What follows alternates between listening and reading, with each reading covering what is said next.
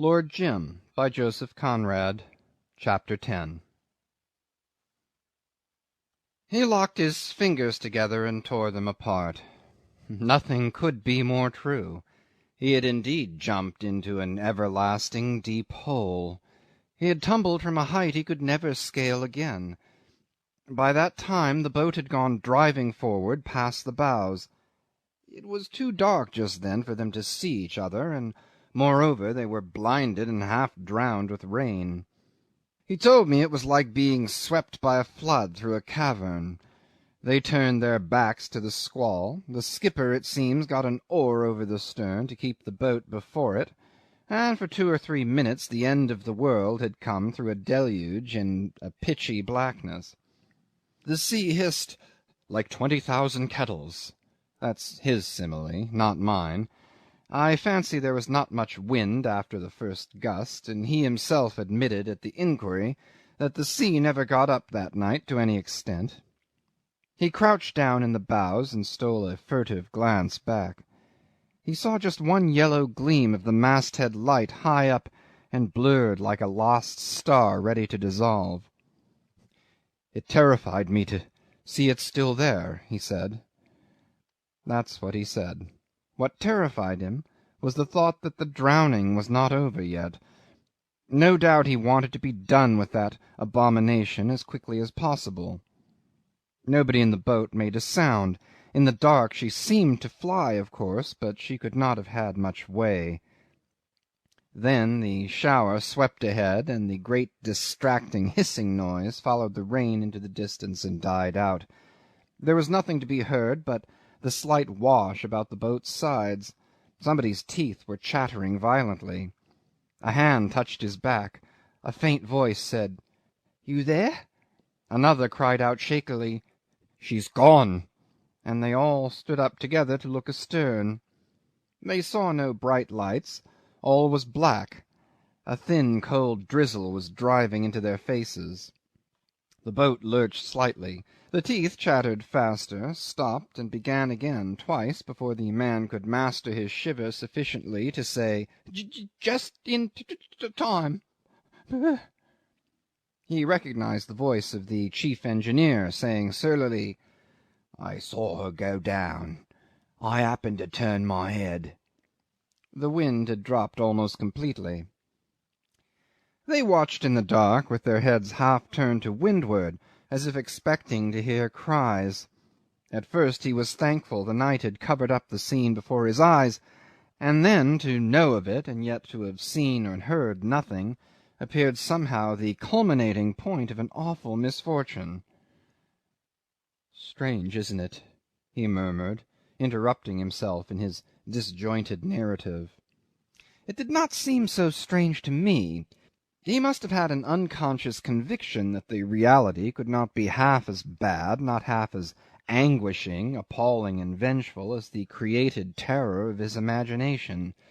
I believe that in this first moment his heart was wrung with all the suffering, that his soul knew the accumulated savour of all the fear, all the horror, all the despair of 800 human beings pounced upon in the night by a sudden and violent death. Else why should he have said, It seemed to me that I must jump out of that accursed boat and swim back to sea, 1/2 a mile, more, any distance, to the very spot? Why this impulse? Do you see the significance? Why back to the very spot? Why not drown alongside, if he meant drowning? Why back to the very spot, to sea, as if his imagination had to be soothed by the assurance that all was over before death could bring relief? I defy any one of you to offer another explanation. It is one of those bizarre and exciting glimpses through the fog. It was an extraordinary disclosure. He let it out as the most natural thing one can say. He fought down that impulse, and then he became conscious of the silence. He mentioned this to me, a silence of the sea, of the sky, merged into one indefinite immensity, still as death around these saved, palpitating lives. "You might have heard a pin drop in that boat," he said, with a queer contraction of his lips, like a man trying to master his sensibilities while relating some extremely moving fact. A silence! God alone, who had willed him as he was, knows what he made of it in his heart. I didn't think any spot on earth could be so still, he said. You couldn't distinguish the sea from the sky. There was nothing to see and nothing to hear, not a glimmer, not a shape, not a sound. You could have believed that every bit of dry land had gone to the bottom, that every man on earth but I and these beggars in the boat had got drowned. He leaned over the table with his knuckles propped amongst the coffee cups, liquor glasses, cigar ends. I seemed to believe it. Everything was gone, and all was over. He fetched a deep sigh. With me. Marlowe sat up abruptly and flung away his cheroot with force. It made a darting red trail like a toy rocket fired through the drapery of creepers. Nobody stirred. "Hey, what do you think of it?" he cried with sudden animation. Wasn't he true to himself? Wasn't he? His saved life was over for want of ground under his feet, for want of sights for his eyes, for want of voices in his ears. Annihilation, eh? And all the time it was only a clouded sky, a sea that did not break, the air that did not stir. Only a night, only a silence. It lasted for a while, and then they were suddenly and unanimously moved to make a noise over their escape. I knew from the first she would go. Not a minute too soon. A narrow squeak, begosh. He said nothing, but the breeze that had dropped came back, a gentle draught freshened steadily, and the sea joined its murmuring voice to this talkative reaction, succeeding the dumb moments of awe. She was gone, not a doubt of it. Nobody could have helped. They repeated the same words over and over again, as though they couldn't stop themselves. Never doubted she would go. The lights were gone. No mistake. The lights were gone. Couldn't expect anything else. She had to go. He noticed that they talked as though they had left behind nothing but an empty ship. They concluded she would not have been long when once she started. It seemed to cause them some sort of satisfaction. They assured each other that she couldn't have been long about it. Just shot down like a flat-iron. The chief engineer declared that the masthead light at the moment of sinking seemed to drop like a lighted match you throw down. At this the second laughed hysterically. I'm glad. I'm glad. His teeth went on like an electric rattle, said Jim, and all at once he began to cry. He wept and blubbered like a child, catching his breath and sobbing, "Oh dear! Oh dear! Oh dear!" He would be quiet for a while and start suddenly, "Oh, my poor arm! Oh, my poor arm!" I felt I could knock him down. Some of them sat in the stern sheets. I could just make out their shapes. Voices came to me, mumble, mumble, grunt, grunt. All this seemed very hard to bear. I was cold, too, and I could do nothing. I thought that if I moved I would have to go over the side and... His hand groped steadily, came in contact with a liquor glass, and was withdrawn suddenly, as if it had touched a red-hot coal. I pushed the bottle slightly. "Won't you have some more?" I asked. He looked at me angrily. "Don't you think I can tell you what there is to tell without screwing myself up?" he asked. The squad of globe-trotters had gone to bed. We were alone but for a vague white form erect in the shadow that, at being looked at, cringed forward, hesitated, backed away silently. It was getting late, but I did not hurry my guest. In the midst of his forlorn state he heard his companions begin to abuse some one. "What kept you from jumping, you lunatic?" said a scolding voice. The chief engineer left the stern sheets, and could be heard clamouring forward, as if with hostile intentions, against "the greatest idiot that ever was." The skipper shouted with rasping effort offensive epithets from where he sat at the oar. He lifted his head at that uproar, and heard the name George, while a hand in the dark struck him on the breast. "What have you got to say for yourself, you fool?" queried somebody with a sort of virtuous fury. "They were after me," he said. They were abusing me, by the name of George. He paused to stare, tried to smile, turned his eyes away, and went on. That little second puts his head right under my nose. Why, it's that blasted mate. What? Howls the skipper from the other end of the boat. No, shrieks the chief, and he too stooped to look in my face.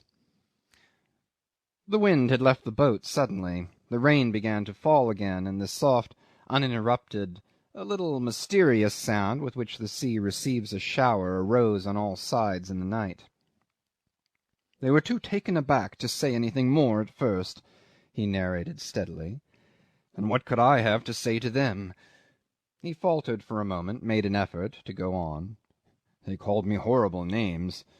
His voice, sinking to a whisper, now and then would leap up suddenly, hardened by the passion of scorn, as though he had been talking of secret abominations. Never mind what they called me, he said grimly. I could hear hate in their voices. A good thing, too. They could not forgive me for being in that boat. They hated it. It made them mad. He laughed short. But it kept me from... Look, I was sitting with my arms crossed on the gunwale. He perched himself smartly on the edge of the table and crossed his arms. Like this, see? One little tilt backwards and I would have been gone, after the others. One little tilt. The least bit. The least bit. He frowned, and tapping his forehead with the tip of his middle finger, "It was there all the time," he said impressively. "All the time. That notion. And the rain, cold, thick, cold as melted snow, colder, on my thin cotton clothes. I'll never be so cold again in my life, I know. And the sky was black, too, all black. Not a star, not a light anywhere. Nothing outside that confounded boat. And those two yapping before me like a couple of mean mongrels at a treed thief. Yap! Yap! What are you doing here? You're a fine sort. Too much of a bloomin' gentleman to put your hand to it. Come out of a trance, did you? To sneak in, did you? Yap! Yap! You ain't fit to live. Yap! Yap! Two of them together trying to outbark each other. The other would bay from the stern through the rain. Couldn't see him. Couldn't make it out. Some of his filthy jargon. Yap! Yap! Bow wow wow wow wow! Yap! Yap! It was sweet to hear them. It kept me alive, I tell you. It saved my life. At it they went, as if trying to drive me overboard with the noise. I wonder you had pluck enough to jump. You ain't wanted here. If I'd known who it was, I would have tipped you over, you skunk. What have you done with the other? Where did you get the pluck to jump, you coward? What's to prevent us three from firing you overboard? They were out of breath. The shower passed away upon the sea. Then nothing. There was nothing round the boat. Not even a sound. Wanted to see me overboard, did they? Upon my soul. I think they would have had their wish if they had only kept quiet. Fire me overboard, would they? Try, I said. I would for a tuppence. Too good for you, they screeched together. It was so dark that it was only when one or the other of them moved that I was quite sure of seeing him. By heavens, I only wish they'd tried. I couldn't help exclaiming, "What an extraordinary affair!" "Not bad, eh?" he said, as if in some sort astounded. They pretended to think I had done away with that donkey man for some reason or other. Why should I? And how the devil was I to know? Didn't I get somehow into that boat? Into that boat? The muscles round his lips contracted into an unconscious grimace that tore through the mask of his usual expression, something violent, short-lived and illuminating, like a twist of lightning, that admits the eye for an instant into the secret convolutions of a cloud. I did. I was plainly there with them, wasn't I? Isn't it awful a man should be driven to do a thing like that, and be responsible? What did I know about their George they were howling after? I remembered I had seen him curled up on the deck. Murdering coward, the chief kept on calling me. He didn't seem able to remember any other two words. I didn't care, only his noise began to worry me. Shut up, I said. At that he collected himself for a confounded screech. "You killed him! You killed him!" "No," I shouted, "but I will kill you directly." I jumped up, and he fell backwards over a thwart with an awful loud thump. I don't know why. Too tired. Tried to step back, I suppose. I stood still, facing aft, and the wretched little second began to whine. "You ain't going to hit a chap with a broken arm, and you call yourself a gentleman too?" I heard a heavy tramp, 1, 2, and wheezy grunting. The other beast was coming at me, clattering his oar over the stern. I saw him moving, big, big, as you see a man in a mist, in a dream. "Come on!" I cried. I would have tumbled him over like a bale of shakings. He stopped, muttered to himself, and went back. Perhaps he had heard the wind. I didn't. It was the last heavy gust we had. He went back to his oar. I was sorry. I would have tried to... He opened and closed his curved fingers, and his hands had an eager and cruel flutter. "Steady, steady," I murmured. "Eh? What?" "I'm not excited," he remonstrated, awfully hurt, and with a convulsive jerk of his elbow knocked over the cognac bottle. I started forward, scraping my chair. He bounced off the table as if a mine had been exploded behind his back, and half turned before he alighted, crouching on his feet to show me a startled pair of eyes and a face white about the nostrils. A look of intense annoyance succeeded. "Awfully sorry. How clumsy of me," he mumbled, very vexed, while the pungent odour of spilt alcohol enveloped us suddenly with an atmosphere of a low drinking bout in the cool pure darkness of the night. The lights had been put out in the dining hall. Our candle glimmered solitary in the long gallery, and the columns had turned black from pediment to capital. On the vivid stars the high corner of the harbour office stood out distinct across the esplanade, as though the sombre pile had glided nearer to see and hear. He assumed an air of indifference. "I dare say I am less calm now than I was then. I was ready for anything. These were trifles." "You had a lively time of it in that boat," I remarked. "I was ready," he repeated. "After the ship's lights had gone, anything might have happened in that boat, anything in the world, and the world no wiser. I felt this, and I was pleased. It was just dark enough, too. We were like men walled up quick in a roomy grave, no concern with anything on earth. Nobody to pass an opinion, nothing mattered." For the third time during this conversation he laughed harshly, but there was no one about to suspect him of being only drunk. No fear, no laws, no sounds, no eyes, not even our own, till sunrise at least. I was struck by the suggestive truth of his words. There is something peculiar in a small boat upon the wide sea. Over the lives born from under the shadow of death there seems to fall the shadow of madness. When your ship fails you, your whole world seems to fail you. The world that made you, restrained you, took care of you. It is as if the souls of men floating on an abyss and in touch with immensity had been set free for any excess of heroism, absurdity, or abomination. Of course, as with belief, thought, love, hate, conviction, or even the visual aspect of material things, there are as many shipwrecks as there are men. And in this one there was something abject which made the isolation more complete. There was a villainy of circumstances that cut these men off more completely from the rest of mankind, whose ideal of conduct had never undergone the trial of a fiendish and appalling joke. They were exasperated with him for being a half-hearted shirker. He focused on them his hatred of the whole thing. He would have liked to take a signal revenge for the abhorrent opportunity they had put in his way.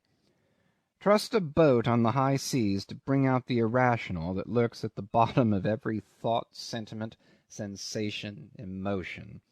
It was part of the burlesque meanness pervading that particular disaster at sea that they did not come to blows. It was all threats, all a terribly effective feint, a sham from beginning to end, planned by the tremendous disdain of dark powers whose real terrors, always on the verge of triumph, are perpetually foiled by the steadfastness of men. I asked, after waiting for a while, "Well, what happened?" A futile question. I knew too much already to hope for the grace of a single uplifting touch, for the favour of hinted madness, of shadowed horror. "Nothing," he said. "I meant business, but they meant noise only. Nothing happened." And the rising sun found him just as he had jumped up first, in the bows of the boat. What a persistence of readiness! He had been holding the tiller in his hand, too, all the night. They had dropped the rudder overboard while attempting to ship it, and I suppose the tiller got kicked forward somehow while they were rushing up and down that boat, trying to do all sorts of things at once, so as to get clear of the side. It was a long, heavy piece of hard wood, and apparently he had been clutching it for 6 hours or so, if you don't call that being ready. Can you imagine him, silent and on his feet half the night, his face to the gusts of rain, staring at sombre forms watchful of vague movements, straining his ears to catch rare low murmurs in the stern sheets? Firmness of courage or effort of fear? What do you think? And the endurance is undeniable, too. 6 hours more or less on the defensive. 6 hours of alert mobility while the boat drove slowly or floated, arrested, according to the caprice of the wind, while the sea, calmed, slept at last, while the clouds passed above his head, while the sky, from an immensity lustreless and black, diminished to a sombre and lustrous vault, scintillated with a greater brilliance, faded to the east, paled at the zenith, while the dark shapes blotting the low stars astern got outlines, relief became shoulders, heads, faces, features, confronted him with dreary stares, had dishevelled hair, torn clothes, blinked red eyelids at the white dawn. They looked as though they'd been knocking about drunk in gutters for a week, he described graphically, and then he muttered something about the sunrise being of a kind that foretells a calm day. You know that sailor habit of referring to the weather in every connection. And on my side his few mumbled words were enough to make me see the lower limb of the sun clearing the line of the horizon, the tremble of a vast ripple running over all the visible expanse of the sea, as if the waters had shuddered, giving birth to the globe of light, while the last puff of the breeze would stir the air with a sigh of relief. They sat in the stern, shoulder to shoulder, with the skipper in the middle, like 3 dirty owls, and stared at me. I heard him say, with an intention of hate that distilled a corrosive virtue into the commonplace words like a drop of powerful poison falling into a glass of water. But my thoughts dwelled upon that sunrise. I could imagine under the pellucid emptiness of the sky these 4 men imprisoned in the solitude of the sea, the lonely sun, regardless of the speck of life, ascending the clear curve of the heaven as if to gaze ardently from a greater height at his own splendour reflected in the still ocean. "They called out to me from aft," said Jim, "as though we had been chums together. I heard them. They were begging me to be sensible and drop that bloomin' piece of wood. Why would I carry on so? They hadn't done me any harm, had they? There had been no harm. No harm." His face crimsoned as though he could not get rid of the air in his lungs. "No harm!" he burst out. "I leave it to you. Can you understand? Can't you? You see it, don't you? No harm! Good God, what more could they have done? Oh yes, I know very well. I jumped. Certainly I jumped. I told you I jumped. But I tell you they were too much for any man. It was their doing as plainly as if they had reached up with a boat-hook and pulled me over. Can't you see it? You must see it. Come, speak, straight out." His uneasy eyes fastened upon mine, questioned, begged, challenged, entreated. For the life of me I couldn't help murmuring, "You've been tried. More than is fair," he caught up swiftly. "I wasn't given half a chance with a gang like that. And now they were friendly. Oh, so damnably friendly. Chums, shipmates, all in the same boat. Make the best of it. They hadn't meant anything. They didn't care a hang for George. George had gone back to his berth for something at the last moment and got caught. The man was a manifest fool. Very sad, of course." Their eyes looked at me, their lips moved, they wagged their heads at the other end of the boat. 3 of them, they beckoned to me. Why not? Hadn't I jumped? I said nothing. There are no words for the sort of things I wanted to say. Had I opened my lips just then, I would have simply howled like an animal. I was asking myself when I would wake up. They urged me aloud to come aft and hear quietly what the skipper had to say. We were sure to be picked up before the evening, right in the track of all the canal traffic. There was smoke to the northwest now. It gave me an awful shock to see this faint blur, this low trail of brown mist through which you could see the boundary of sea and sky. I called out to them that I could hear very well where I was. The skipper started swearing as hoarse as a crow. He wasn't going to talk at the top of his voice for my accommodation. "Are you afraid they will hear you on shore?" I asked. He glared as if he would have liked to claw me to pieces. The chief engineer advised him to humour me. He said I wasn't in my right head yet. The other rose astern like a thick pillar of flesh, and talked. Jim remained thoughtful. "Well," I said. What did I care what story they agreed to make up? He cried recklessly. They could tell what jolly well they liked. It was their business. I knew the story. Nothing they could make people believe could alter it for me. I let him talk, argue. He went on and on and on. Suddenly I felt my legs give way under me. I was sick, tired to death. I let fall the tiller, turned my back on them, and sat down on the foremost thwart. I had enough. They called to me to know if I understood. Wasn't it true, every word of it? It was true, by God, after their fashion. I did not turn my head. I heard them palavering together. The silly ass won't say anything. Oh, he understands well enough. Let him be. He will be all right. What can he do? What could I do? Weren't we all in the same boat? I tried to be deaf. The smoke had disappeared to the northward. It was dead calm. They had a drink from the water breaker, and I drank too. Afterward they made a great business of spreading the boat sail over the gunwales. Would I keep a lookout? They crept under, out of my sight, thank God. I felt weary, done up, as if I hadn't had 1 hour's sleep since the day I was born. I couldn't see the water for the glitter of the sunshine.